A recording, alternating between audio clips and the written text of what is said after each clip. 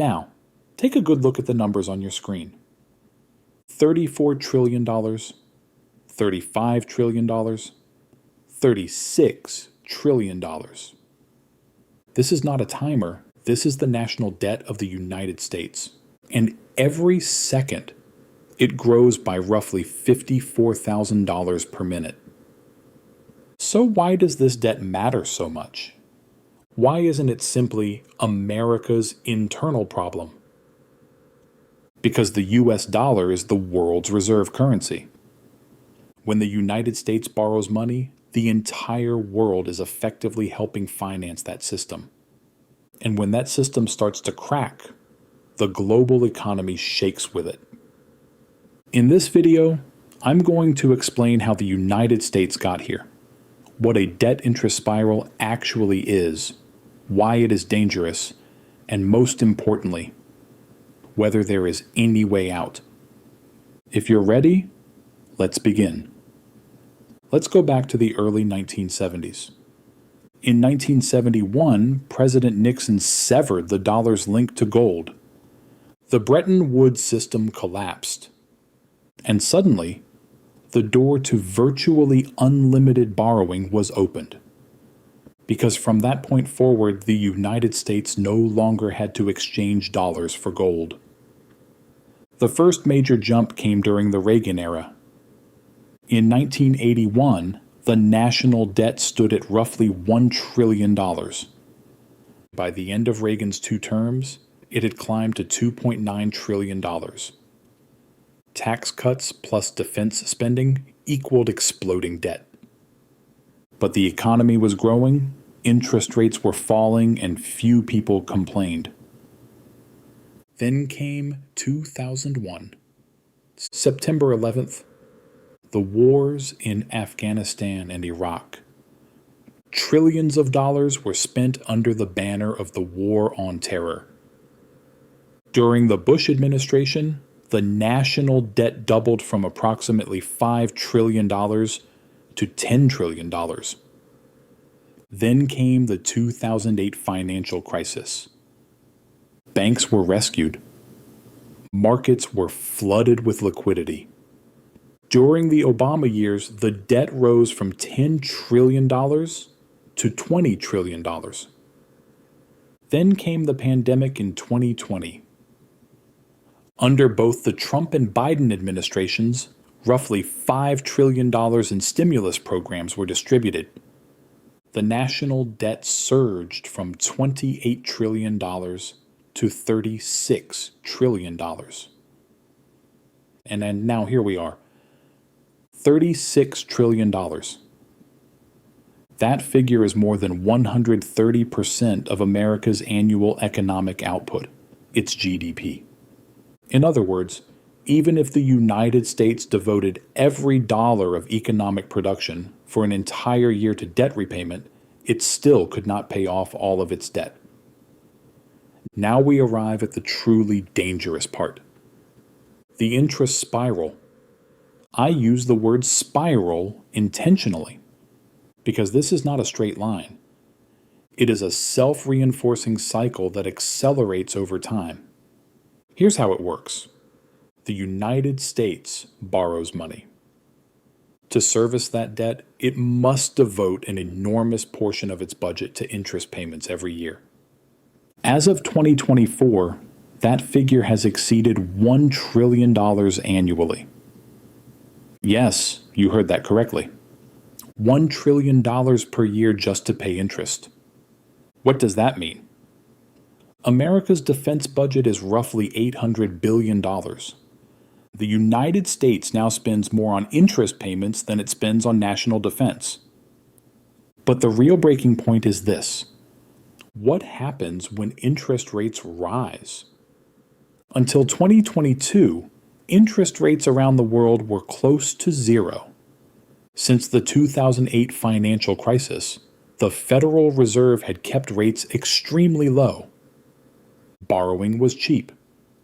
The government could refinance old debt at low rates and continue issuing new debt. But then inflation exploded. The Federal Reserve was forced to raise rates aggressively, Within a short period, rates climbed from near 0 to 5.5%. And that's when the spiral began. As older low-interest Treasury bonds matured, they had to be replaced with new bonds carrying much higher interest rates. Every year, the interest burden became heavier. Think of it this way. Imagine you have a variable rate mortgage. At first, you're paying 1% interest. Now you're paying 7%. The value of your house hasn't changed. Only your payments have increased sevenfold.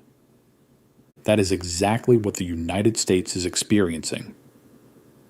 Except America's house is worth $36 trillion. Let's make the numbers even more concrete. America's interest payments were $345 billion in 2020. By 2023, they had risen to $659 billion. In 2024, they surpassed $1 trillion. According to Congressional Budget Office projections, they could reach $1.7 trillion by 2034. So where does that money come from? The United States runs budget deficits. It spends more than it earns. To cover the gap, it borrows more money.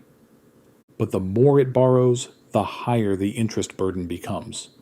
The higher the interest burden becomes, the larger the deficit grows. And to cover that larger deficit, it must borrow even more. That is the spiral. And at the moment, there is no powerful mechanism capable of stopping it. What about raising taxes? What about cutting spending? In theory, yes. In practice, it's extraordinarily difficult. Tax increases are often political suicide. Spending cuts mean confronting powerful interest groups, Social Security, healthcare programs, defense contractors. None of those are easy targets. And here's the fascinating part. Everyone knows this problem exists. The IMF knows it. The Federal Reserve knows it. Congress knows it. Yet no one takes meaningful action because the solution is painful. And pain rarely wins elections. But is this only America's problem? No. And this is where things become truly interesting. The US dollar remains the world's reserve currency. Roughly 80% of global trade is conducted in dollars. Oil is sold in dollars. Developing countries borrow in dollars. That means when US interest rates rise, the dollar strengthens. And when the dollar strengthens, every country carrying dollar-denominated debt faces a heavier burden. Argentina, Egypt, Ghana, all of them have felt this pressure. In many ways, Federal Reserve decisions function like a global tax. As America attempts to solve its own problems, part of the cost is exported to the rest of the world. There's another issue. U.S. Treasury bonds are widely viewed as the safest asset on Earth. Japan, China, and the Gulf states hold enormous quantities of U.S. debt. What happens when those countries begin selling? In 2023, Japan partially did exactly that. Bond prices fell, yields rose, and the Federal Reserve found itself under even more pressure. China has also been gradually reducing its treasury holdings. In 2013, China held roughly $1.3 trillion in U.S. treasuries. Today, that figure has fallen below $800 billion. This is not a collapse signal. Not yet. But it is evidence that the system is becoming more fragile. So what happens next? There are three possible scenarios. Scenario 1, a soft landing. The Federal Reserve lowers rates. Inflation comes under control.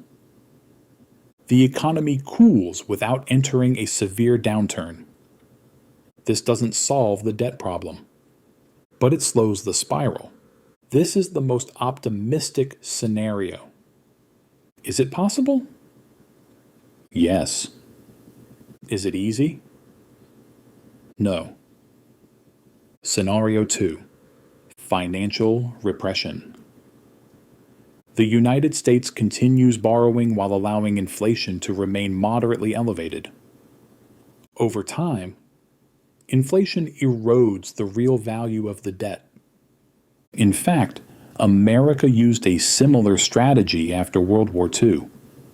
But this approach hurt savers and fixed-income households, and over time, it erodes trust. Scenario 3. The slow decline of dollar hegemony. Countries increasingly seek alternatives. The Chinese yuan, digital currencies, bilateral trade agreements. This would not happen overnight. It would be slow, quiet, and gradual. Perhaps 10 years, perhaps 20. But the foundations are already beginning to shift. Which scenario will happen? Most likely some combination of all three. None of them are clean. All of them carry costs. So what should we do with this information? First, understand that this is not a conspiracy theory. It is a mathematical reality. Debt is rising. Interest costs are rising. And the two reinforce each other. The IMF says it. The Federal Reserve says it. America's own budget office says it. Second, understand that this process affects your investment decisions, savings, and career choices. Inflation, currency fluctuations, interest rate policy. These are all pieces of the same puzzle. And third, how this spiral ultimately ends will depend not only on American politics, but also on geopolitics, technological innovation, and the collective decisions of millions of people. History teaches us something important. No great power has sustained a debt spiral forever. Rome couldn't. Spain couldn't. Britain couldn't. Is America different? Maybe. But there is no magic wand that can change the mathematics. If you enjoyed this video and want to see more analysis like this, don't forget to subscribe to the channel. And I'll see you in the next video.